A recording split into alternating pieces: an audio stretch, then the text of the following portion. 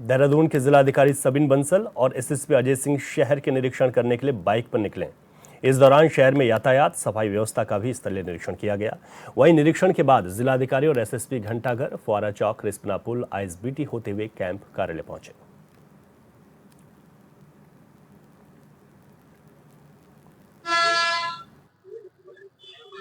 उस जोन में जो ट्रैफिक रिलेटेड प्रॉब्लम्स थी, जहाँ पे चौंक्स बनने थे, कहीं पे फुट ओवर ब्रिज प्रपोज होना था, पिंक बूथ बनने थे, पिंक टॉयलेट्स बनने थे, तो उस चरण का काम पूरी प्लानिंग हो चुकी है और उसमें से कुछ चीजें धरातल पे उतारी भी गई हैं और जो आगे आने वाली चीजें हैं, घंटाघर पे हमारा फुट ओवर ब्रिजेस तीनों डायरेक्शंस में, पिंक टॉयलेट और चौक, उसका हमारा जो काम है वो एडवांस स्टेजेस पे है। आज हमारा सेकंड जोन था जो आईएसबीटी, रिस्पना, कारगी, और यहाँ पर भी जो एम है वो वही है कि जो जन सुविधाएं हैं वो हम कैसे धरातल पर और इम्प्रूव कर सकते हैं। और आपको याद होगा कि कुछ समय पहले ही जब सबिन बंसल ने जिलाधिकारी देहरादून का चार्ज संभाला था, तो उसके कुछ ही दिन बाद उन्होंने एसएसपी के साथ 2 पहिया वाहन पर निरीक्षण किया था और रविवार का दिन था वो। लेकिन जो आज का निरीक्षण हुआ है, क्योंकि रविवार का दिन हम इसलिए कह रहे हैं क्योंकि उस दिन ट्रैफिक की जो दबाव है वो वैसे भी शहर में कम होता है, तो एक बार फिर से इसी दबाव को देखते हुए किस तरीके से यहाँ पर व्यवस्थाओं को सुधारा जा सके, ये निरीक्षण दोबारा आपने देखा कि डीएम और एसएसपी आज बाइक पर सवार हुए। लेकिन एचएनएन के कुछ सवाल हैं। जब अधिकारी अलर्ट हैं तो ये हालात क्यों नहीं बदल रहे हैं? यानी कि जब पहले भी इस तरीके का निरीक्षण हुआ तो हालात उतने नहीं बदल पाए जिन हालातों के बदलने की उम्मीद की जा रही थी। एक सवाल यह भी है कि साफ सफाई अगर नहीं होती है तो फिर कार्रवाई क्यों नहीं की जा रही है? क्योंकि वहां पर भी उस वक्त कहा गया था कि साफ सफाई की जाए, लेकिन किसी अधिकारी पर अगर कोई कार्रवाई हो जिम्मेदारों पर तो फिर यहां पर एक नज़ीर जरूर बन सकती है। सवाल यह भी है कि ज्यादातर दुकानदारों के पास पार्किंग नहीं है, तो ऐसे में कार्रवाई क्यों नहीं होती? क्योंकि पार्किंग ना होने के चलते ही शहर में जो ट्रैफिक व्यवस्था है वो चरमरा जाती है। देहरादून के ज्यादातर चौराहों पर जाम की स्थिति है। आप सभी जानते हैं जो देहरादून में खासतौर पर रह रहे हैं कि शाम के वक्त पर चाहे आईएसबीटी से हम रिस्पना की बात करें या फिर शहर के घंटाघर की बात की जाए, शहर में अगर बात की जाए चक्राता रोड की, शहर में बात की जाए एस्ले हॉल चौक की, तो यहाँ पर जाम का दबाव रहता है। सहारनपुर चौक जहाँ पर जाम का दबाव रहता है, लेकिन फिर भी हालात नहीं सुधर रहे। इसके लिए वैकल्पिक क्या व्यवस्थाएं की जा सकती हैं, इस पर कुछ काम फिलहाल होता हुआ दिखाई नहीं दे रहा। लेकिन डीएम और एसएसपी का ये निरीक्षण काबिले तारीफ है। अगर अधिकारी ऐसे सड़कों पर उतरेंगे तो जरूर कुछ ना कुछ हालात सुधरेंगे।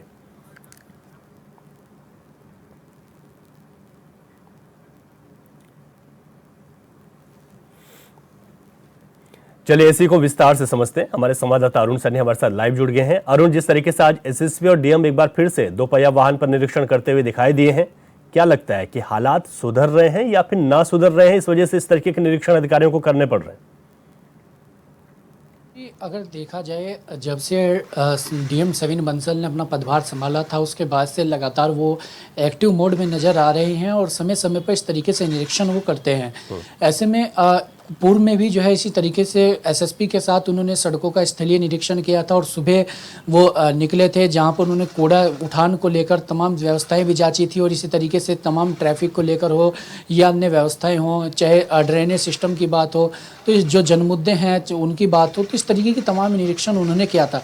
ऐसे में अब एक बार फिर आज जो है उन्होंने निरीक्षण किया है और एसएसपी के साथ एक बार फिर डीएम जो है वो सड़कों पर उतरे और बाइक के जरिए जो है उन्होंने स्थलीय निरीक्षण किया, जहां पर ट्रैफिक व्यवस्था भी जांची, ड्रेनेज सिस्टम की व्यवस्था जानी, पिंक टॉयलेट जो है उसकी व्यवस्था जानी। तो इस तरीके से जो तमाम व्यवस्थाएं उन्होंने जांची, किस तरीके निरीक्षण करके कि किस तरीके की जो है परेशानियां भी लोगों को झेलनी पड़ रही है, किस तरीके की जो है व्यवस्थाएं हैं। लेकिन ऐसे में अगर देहरादून की बात की जाए तो आज सबसे बड़ा जो दिक्कत देहरादून की है, जो सबसे बड़ी परेशानी है, वो सबसे बड़ी परेशानी ट्रैफिक सिस्टम की है। क्योंकि देहरादून में लगातार जो है जाम की स्थिति लगातार बढ़ती ही जा रही है। चाहे वो रिस्पना चौक की पुल की बात करी जाए, जो मुख्य चौराहे हैं वहाँ पर लगातार जाम की स्थिति बनी रहती है और करीब रिस्पना चौक की अगर बात की जाए तो करीब 1 किलोमीटर तक जाम जो है वो देखने को मिलता है। फ्लाईओवर तक जाम काफ़ी ज़्यादा जो है वो देखने को मिलता है। चाहे घंटाघर की बात हो, प्रिंस चौक की बात हो, सहारनपुर चौक की बात हो, चक्राता रोड की बात हो, राजपुर रोड की बात हो,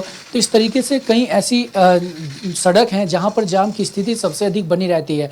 ऐसे में लगातार इसको लेकर समय समय पर कार्यवाही भी होती है और समय समय पर इस तरीके की बातें भी की जाती हैं। चाहे वो इस तरीके के अभियान पुलिस द्वारा चलाए भी गए हैं, लेफ्ट टर्न फ्री रखने को लेकर हो, लेकिन लोग उसका पालन करते हुए दिखाई नहीं देते। तो ऐसे में चाहे सिग्नल लाइट हो, सिग्नल भी कई जगहों पर जो है खराब स्थिति में पड़े रहते हैं, उनके सुधारीकरण की बात हो तो इस तरीके की तमाम व्यवस्थाएं जो वो नहीं बन पाई। और यहाँ तक कि हालांकि डीएम ने जो है ट्रैफिक व्यवस्था को सही करने के लिए फैसले भी लिए। उन्होंने ऑटोमेटिक पार्किंग बनाने को लेकर नगर निगम के पास जो है ऑटोमेटिक पार्किंग और कई जगहों पर इसी तरीके से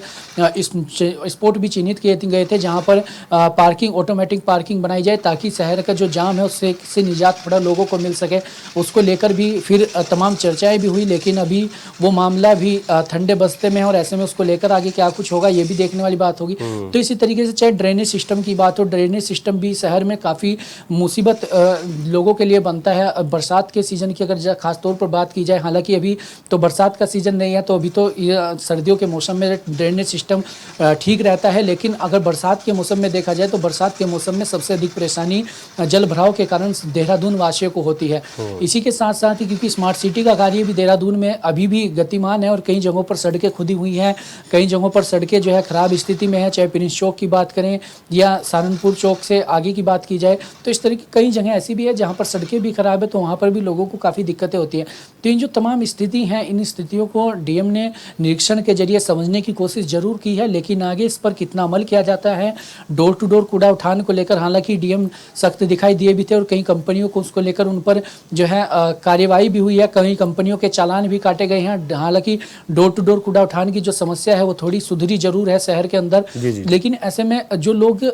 नालों में कूड़ा फेंक रहे हैं या प्लॉट्स में कूड़ा फेंक रहे हैं, खाली स्थानों पर कूड़ा फेंक रहे हैं, उनके खिलाफ कार्यवाही कब, ये भी अपने आप में एक बड़ा सवाल है क्योंकि जब कूड़ा फेंकने वालों के लोगों के खिलाफ भी कार्यवाही होगी तभी जाकर हो सकता है कि इस तरीके से सफाई व्यवस्था वो ठीक हो सके। तो ये तमाम ऐसी चीज़ें हैं जो देहरादून के ज्वलंत मुद्दे इस वक्त बने हुए हैं और आगे इसको लेकर किस तरीके से शासन प्रशासन मिलकर कार्य करता है और संबंधित विभाग किस तरीके से मिलकर कार्य करते हैं और कब तक ये स्थिति सुधर पाती है, तमाम चीजें जो है वो देखने वाली बात होगी। ये तो बिल्कुल ठीक कहा अरुण आपने, लेकिन जब अधिकारी सड़कों पर होते हैं तो इससे निश्चित तौर पर जो और जिम्मेदार लोग हैं, चाहे वो ट्रैफिक पुलिसकर्मी हैं, नगर निगम के लोग हैं, साफ सफाई वाले लोग हैं, उनके अंदर भी एक ऊर्जा आती है और वो अपने काम को और बेहतर तरीके से करने की कोशिश करते हैं और एक भय भी होता है कि अधिकारियों की इस पर नजर बनी हुई है। लेकिन एक समस्या हमने देखी, जैसे आपने भी कहा कि सबसे बड़ी समस्या यातायात की है देहरादून में, लेकिन यहाँ पर चालान की जो प्रक्रिया है वो तो ठीक होती है, कई लोगों के चालान यहाँ पर करते हैं, लेकिन जो व्यवस्थाएं होनी चाहिए वो व्यवस्थाएं यहाँ पर देखने को नहीं मिलती है। कई जगह पर ऐसे पॉइंट्स भी हैं देहरादून में जो हम और देहरादून वासी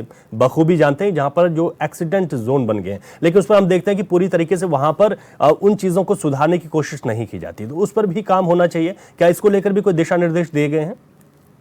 जी रवि, इस तरीके की कई स्पॉट उत्तराखंड में है जहां पर जो बिल्कुल जो है मौत का कारण बन चुके हैं, जहां पर सबसे अधिक एक्सीडेंट होते हैं। पूर्व में भी हमने जो है सड़क से जो है ग्राउंड जीरो पर जाकर इसकी कवरेज भी की थी और रिस्पना पुल के पास से आगे जो हरिद्वार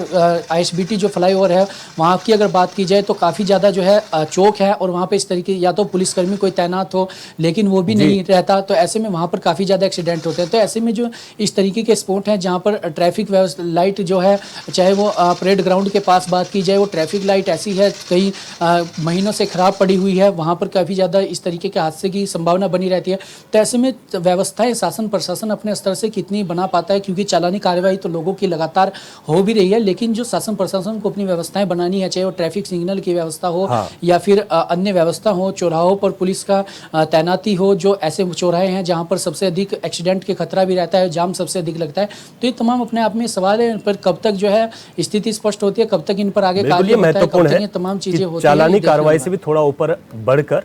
यहाँ पर व्यवस्था की जाए। बहुत शुक्रिया अरुण आपका।